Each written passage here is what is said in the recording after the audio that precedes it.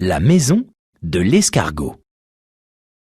Il était une fois un pauvre escargot qui souffrait beaucoup à chaque fois qu'il partait en randonnée, car il avait du mal à suivre le rythme de ses compagnons.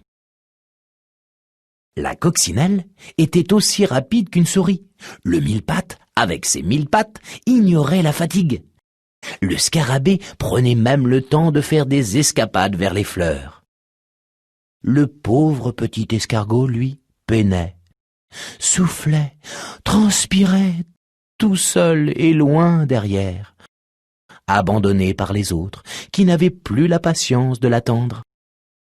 Quand le petit escargot parvenait enfin à rejoindre le groupe, les autres petites bêtes s'étaient déjà bien reposées, avaient bien mangé et, après avoir bien joué, avaient préparé le campement et dormaient depuis bien longtemps. Et comme il n'y avait plus de place, le petit escargot devait coucher à la belle étoile.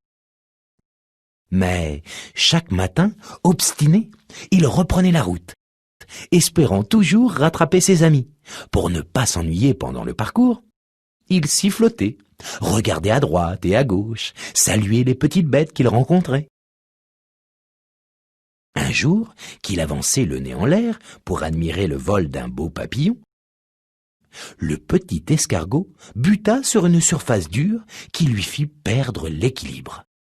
« Oh ben ça alors, mais qu'est-ce que c'est ?» se demanda-t-il, car il n'avait jamais vu une chose pareille, ce qui est normal puisqu'il s'agissait d'un coquillage perdu par un enfant qui l'avait ramené du bord de mer.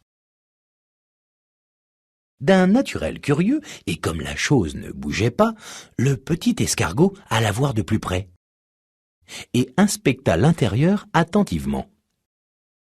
En y pénétrant, il s'aperçut qu'elle était parfaitement à sa taille et de plus très légère à porter. « Ah, c'est super !» jubila alors le petit escargot. « Je vais m'en faire une maison !»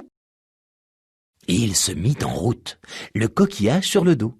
Quand il arriva au campement, tout le monde dormait déjà. Mais le lendemain matin, en sortant de son coquillage, le petit escargot remporta un très grand succès.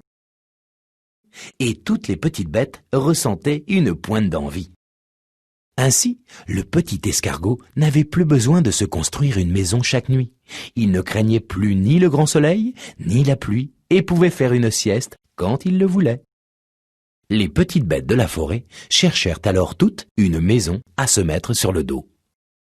Mais en fin de compte, il n'y en eut que pour l'escargot.